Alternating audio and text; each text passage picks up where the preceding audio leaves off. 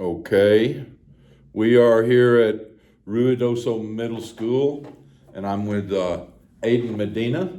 He's in the 8th grade at the middle school here.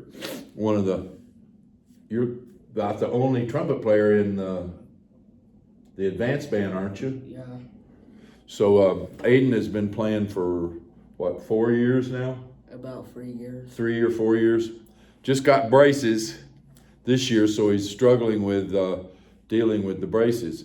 But as for a lot of the students I've seen in the past, he's doing a great job with dealing with those braces.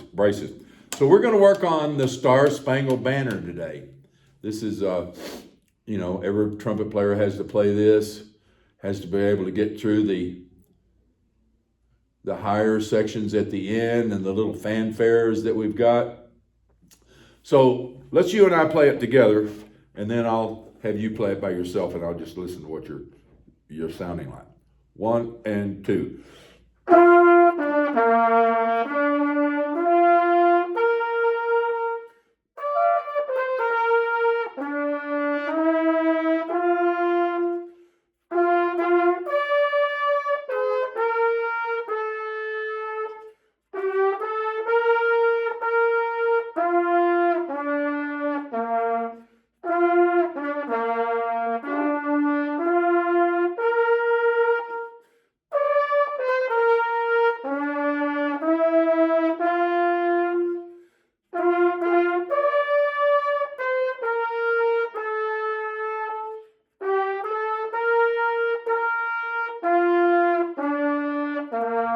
Okay, that was really good.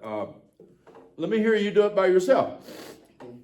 Yeah, we wrote pretty good intonation most of the time. Let me just hear your articulation and your tone quality. Okay. Just want to listen to the sound you're getting. Okay. 1, 2.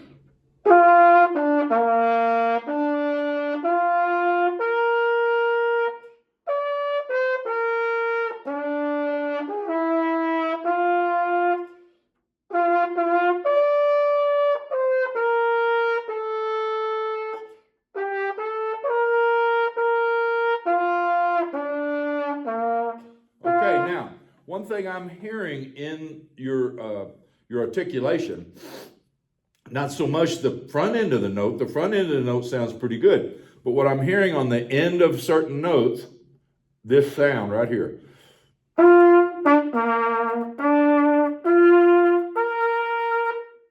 You hear that sound that I put in there? Yeah. That's because I'm putting my tongue in the cup on the end of the note. And I hear that some of the time on some of your cutoffs.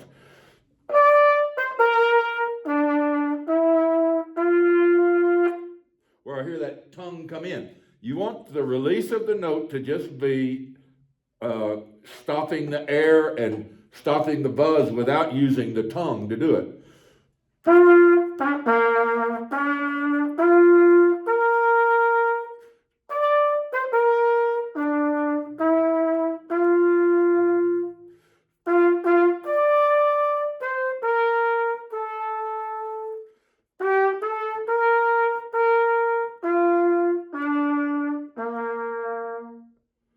Just when I start the note, I'm using a little bit of tongue articulation, ta. But at the end of the note, all I'm doing is stopping the air, and I'm not using the tongue to, push between the lips to stop the buzz. If you do that, you get that sound. Your tongue, you can hear that tongue getting in there. You hear that? Yeah. If you just release the air, you get a much nicer end to the note. It doesn't fall off. You don't want to sag it out like that by letting the air go before you release the note. Just a nice ending to the note without changing pitch, without letting it go sharp or flat. Let me hear you try that by yourself. Just play that first phrase again.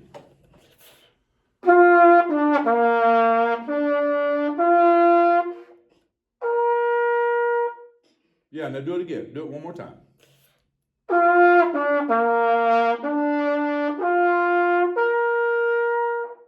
Yeah, now that's much better. Right, as long as you're conscious of not putting the tongue in at the end of the note, you'll be fine. You just have to remember not to do it. A lot of times we just forget, we get into the habit of doing things. Now, the next phrase that we have are these fanfares.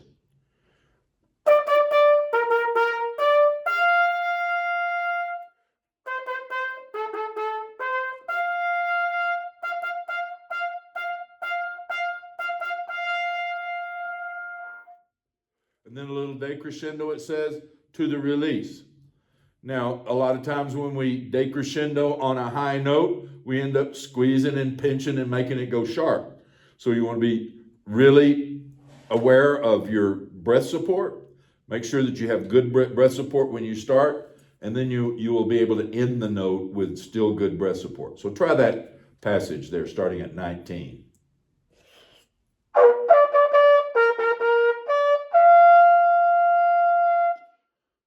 Yeah, keep going.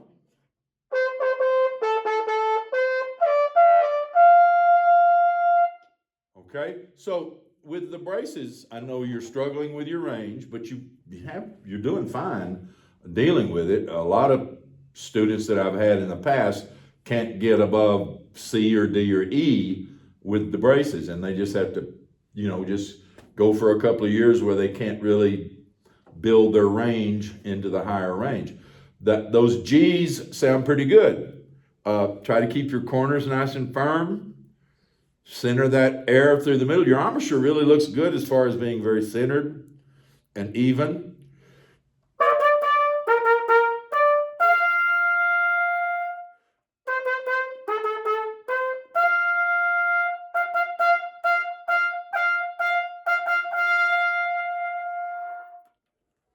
Just keep the pitch of the note centered right to the end. Don't let it squeeze up or fall off flat. Do it one more time.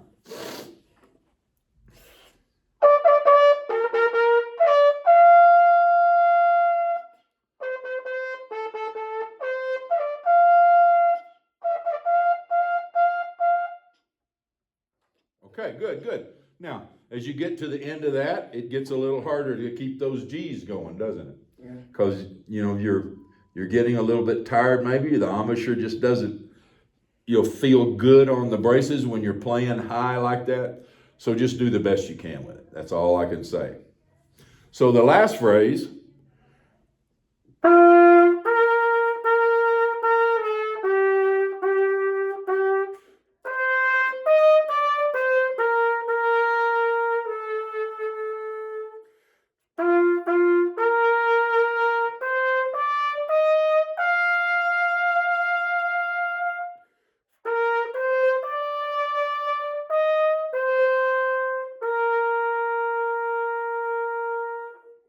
With a nice, smooth release. Let's hear that ending.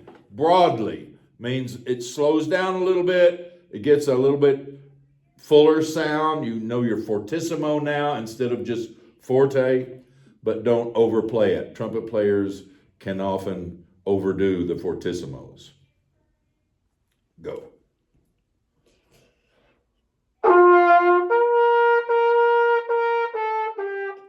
Yeah, slur those eighth notes there.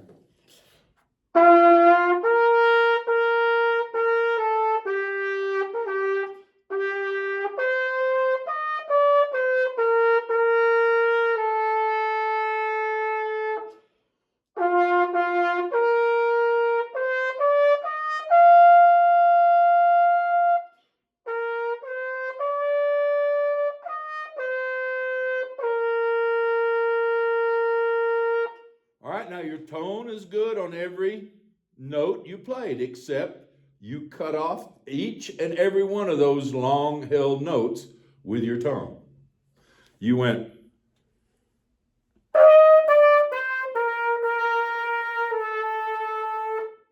I could hear that tongue come right in there.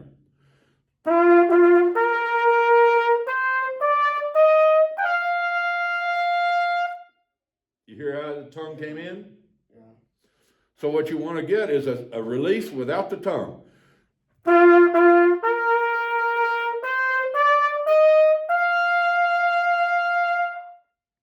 See how I'm just letting the note end without using my tongue. I stop the air. I don't push the tongue in to stop the air.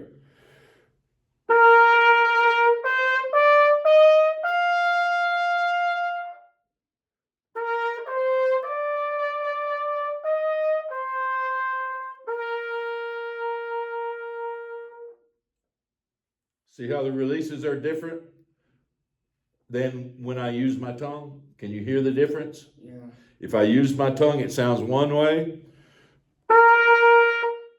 You hear that abrupt stop with the tongue. And you hear a more tonal release with the air. You have to listen for the difference, to hear the difference between what it sounds like when you use your tongue in there and what it sounds like when you don't use your tongue. You have to practice both things.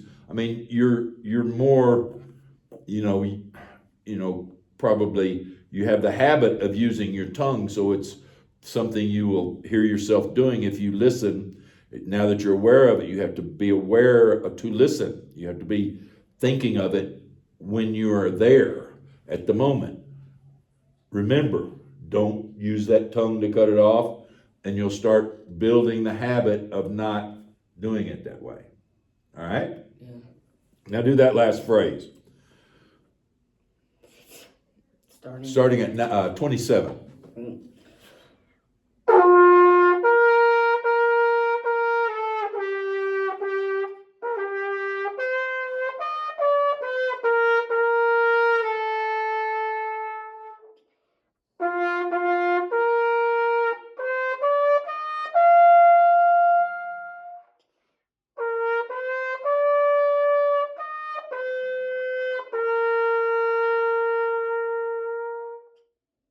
Oh, that was so much better. I mean, way better. Way better. The one note right here, you cut off with your tongue. You used it on that dot. You went like this.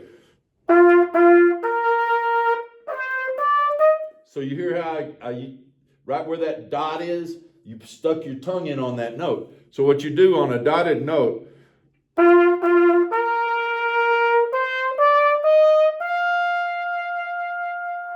you just play through the dot. You don't cut the note off on the dot. Hear how that sounds when you cut it off? But if you play through it,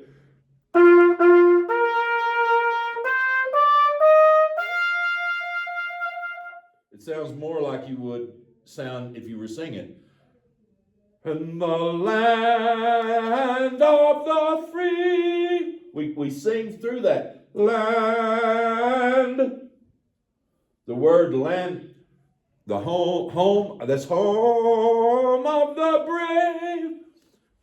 What is it? The land of the free and the home of the brave, right? I did it backwards. It's the land of the free and the home of the brave. When we sing it, the land of, we sing through that rhythm, right? We don't take a breath there. And the home of the brave. We sing through that rhythm too. So you want to hold the note through the dot. Don't cut off before the dot.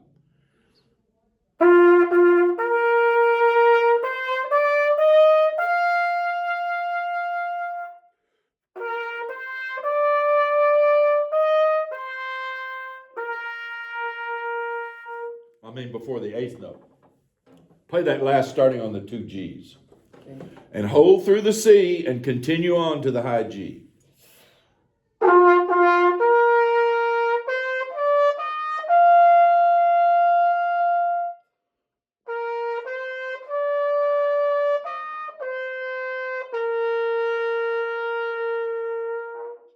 That's much better. And you get a much more satisfying listening experience as well. People listening to you play will enjoy your playing more if you have a little bit more stylistic kind of musicality in your playing. Sometimes, as trumpet players, we tend to get careless. We think, we're playing the right notes, that's enough. You really want to think of your trumpet playing as, an extension of people singing the song. You're giving them the notes, but what you're looking for is a song. They're singing a song. So you want to play the national anthem like you were singing it, as if you were singing it. Now, of course, you wouldn't do that on these. See, those are very trumpety. It's not the tune, it is, fanfares. And you want those little fanfares to have a more crisp sound, a more, as it's noted, staccato rhythm with the dots and the accents. So melodically, you notice the melody is strong, forte, but you don't see any accents, you don't see any articulations except the last note of each phrase is marked with a legato line. That legato line simply means don't cut it off too short.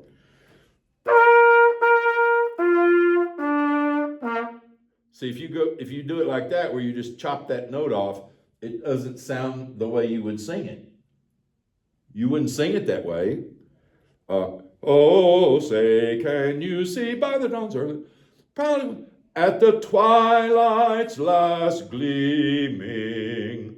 See, it's a word down there, or a syllable, gleaming, and it has a ringing quality to it when you sing it. So you want to play it that way.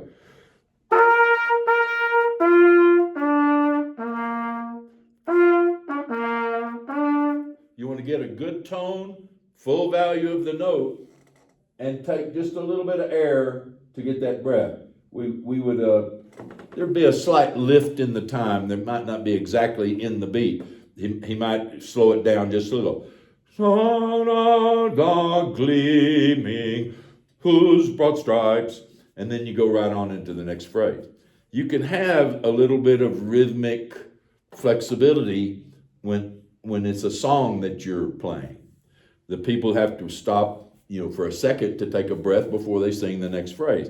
So we think of that when we're playing and accompanying the singing. Do it one more time from the very beginning. Let me hear you do the whole thing. And I want to just hear you make those releases be a little bit more consistent. 1 and 2.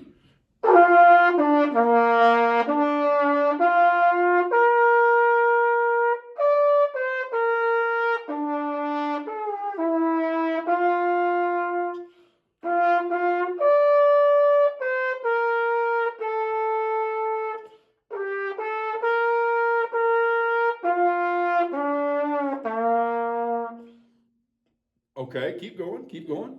Now remember not to cut off the note in the middle of the phrase. Don't let that C get cut off with your tongue. Go on, starting there.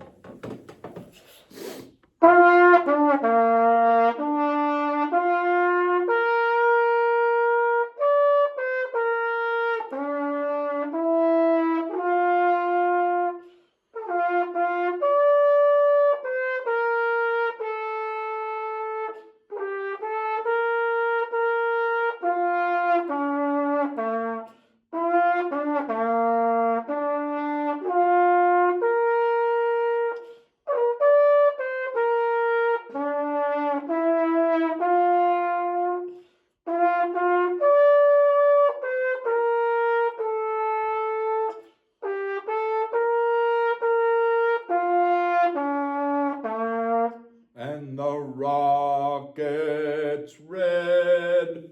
Play the fanfares. Beep, beep, beep, pa, pa, pum. 1, 2, 3. 1 and 2 and 3. 1 and a 2 and do the second one. Dee dee dee.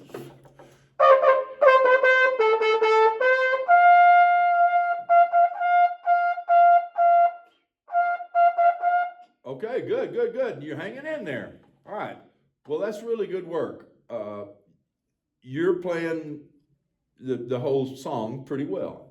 you aren't missing any notes, and that's a good thing always in trumpet playing.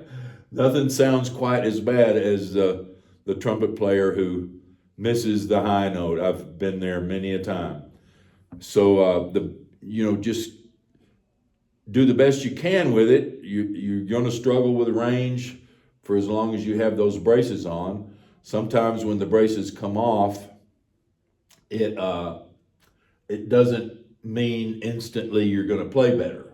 A lot of times people struggle with the transition on when the braces come on, and they struggle with the transition when the braces come off. I had one student that went through the whole period of dealing with the braces, fought through it, practiced, kept playing, was doing great before the braces got on, and he went through the whole thing, and then the braces came off, and he just couldn't get it back. Couldn't get it back. He couldn't get back to where he was. Couldn't find the embouchure that he'd had before. The teeth were in a different position. It just felt different to him. And he basically just kind of gave up on it because he just wasn't getting the results. So, there's no guarantee that it is going to be easier when the braces come off. It generally does get easier. Most people do better. But, you'll have to do a transition on that as well. So it's just constantly. Now, the students that I had, the last student that I had who had to have her teeth adjusted used Invisalign. Are you familiar with what Invisalign is? Yeah. Well, it's expensive. It's very expensive, but it does work. She was able to take those plastic retainers out when she was playing her trumpet, put them back in when she was not playing the trumpet, and it worked perfectly. Because she was only playing, like two hours a day, something like that, was about the amount of time that she would practice or be in a rehearsal. So it worked out for her, and that happened between her, I think, her 9th and 10th grade. And then she went on and became one of the co-principal trumpets in the Albany, it's called the Empire State Youth Orchestra, Albany, New York. Really good orchestra. They did tour of China, tour of Europe. They constantly going off in big tours and things.